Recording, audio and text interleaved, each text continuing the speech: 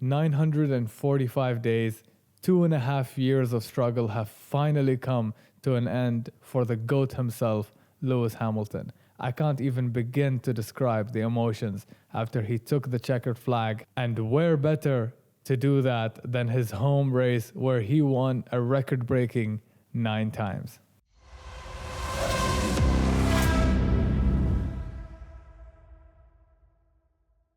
Welcome to the post-race reaction.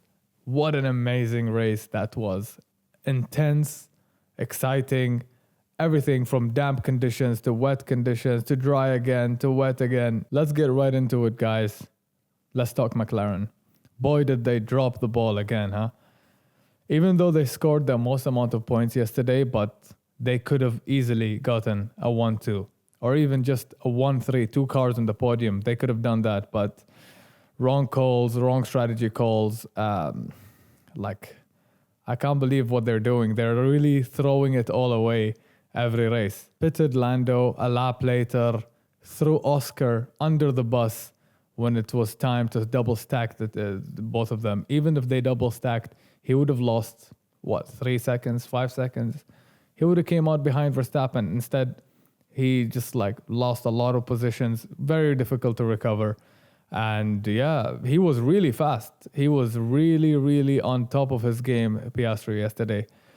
This McLaren has a weird characteristic when now it happened twice in Canada and in here in Silverstone.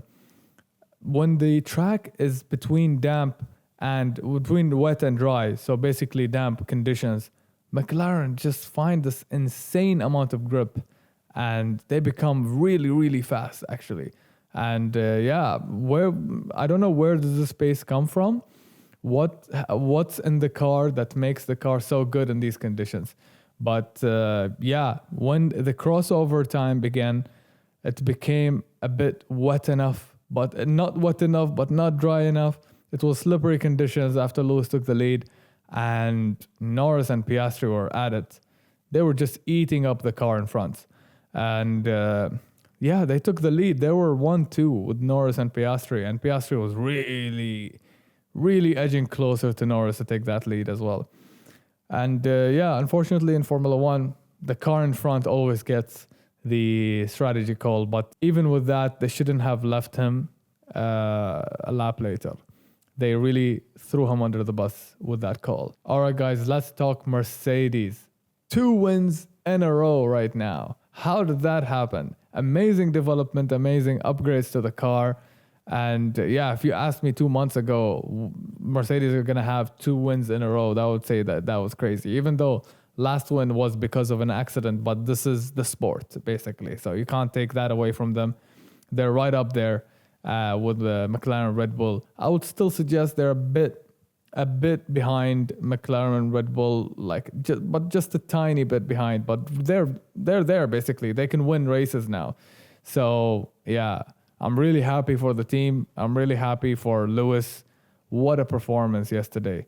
He really didn't put a foot wrong and maximized the race. He was just on it, wasn't he? There was no way he was going to let that race go. He was on it. He wanted that win badly. Yeah, a lot of things are on the line. Last win, Saudi 2021, and where better to do it than his home race? So last home race with Mercedes, the emotions were really, really running up high yesterday. I was nervous as hell going into the last 10 laps, let's say, last 15 laps.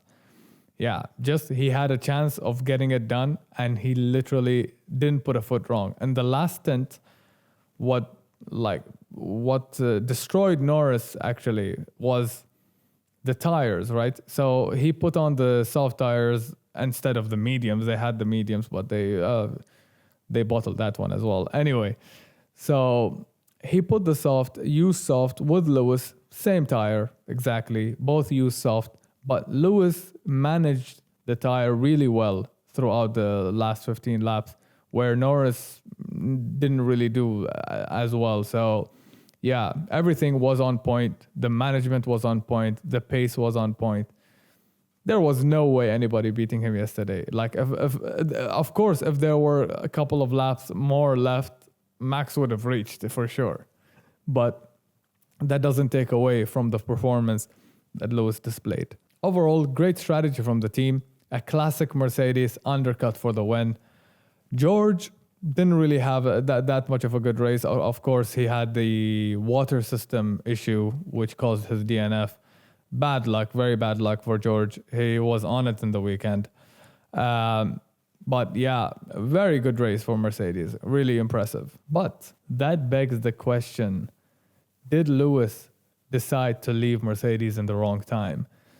We know the last 2 years were struggle.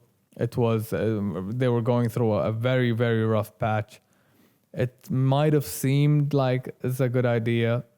Definitely doesn't now, currently. But I'm sure Lewis wouldn't have left the team that he's been with since he was 13, I think. Just like that. Definitely, there is a big project coming in 26 for Ferrari. That's what I think, basically. He wouldn't have left otherwise with all the sponsorships and all the programs that he has outside of Mercedes that is linked directly to that brand. But he definitely took a decision that there was a plan. There is some sort of a projection forward for 2026. And because Mercedes are looking very good right now, they could be there till the end of the season. All right, so let's move on to the next one. 12 races in. Okay. Let's look at the first 6 races and the last 6 races. How did the drivers look? The teams look in terms of the points? Who improved the most? Who obviously didn't improve or went backwards? This is interesting, actually. The first 6 races, we have Max first with 120 points, with 1 DNF. Okay, you have Checo Perez second with 91 points, Leclerc with 86, Norris with 80, Sainz with 75 with 1 DNS in Saudi. 6th was Piastri, joined with Russell with 36 points, with Russell having 1 DNF, and Hamilton 8th with only 20 points in the first 6 races. The worst start in his career, for sure, no doubt. 1 DNF as well. The last 6 races, though, this is where things get a bit interesting. Max is 111 points. Okay, so let's just get that straight. The first 6 races, Red Bull was a dominant car, and Max scored 120 points. Second 6 races, the last 6 races, they are challenging. They have big competition behind them, and they're not even the fastest car. And he has 111 points, 9 points difference from a dominant RB20 to second fastest car of a grid. Only 9 points different. That's ridiculous from Max. Second, we have Norris. He improved up, obviously, 2 positions compared to the first 6 races. Lewis Hamilton, third with 80 points compared to his 20 points in the first 6 races. He is up 5 positions compared to the first 6 races. You have Piastri, he's up 2. Russell, he is up 2 positions with 1 DNF. Sainz is down 1 position with 1 DNF. Leclerc is down 4 positions. And Perez has 14 points in the last 6 races. He is down 6 positions from 2nd to 8th compared to the first 6 races. 14 points in a Red Bull. That is inexcusable. I don't care what has happened. You don't bring 14 points in 6 races driving a Red Bull. Literally any other car. I think even Albon, all these, the Williams, Hulkenberg, if we do the same calculations, they would have scored more points than 14. That is crazy. Something to note, Piastri is the only driver who didn't get a DNF this season, the whole season. So Yeah, Perez had 2 DNFs in the last 6 races, but still, man, that is crazy. Red Bull are gonna lose the constructors if they don't act right now. They have to act right now and do, even Ricardo, do something. Bring Liam Lawson to the car. I guarantee you he would do better than 14 points in 6 races.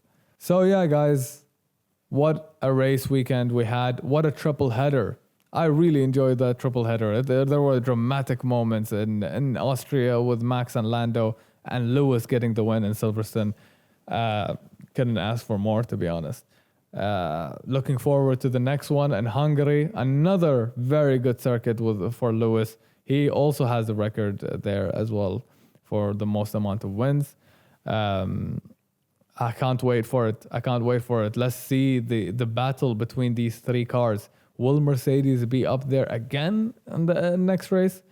Let's wait and see. All right, guys, I hope you enjoyed the video. As usual, subscribe, click the like button, share this video with all your F1 friends, and hope to see you later. Goodbye.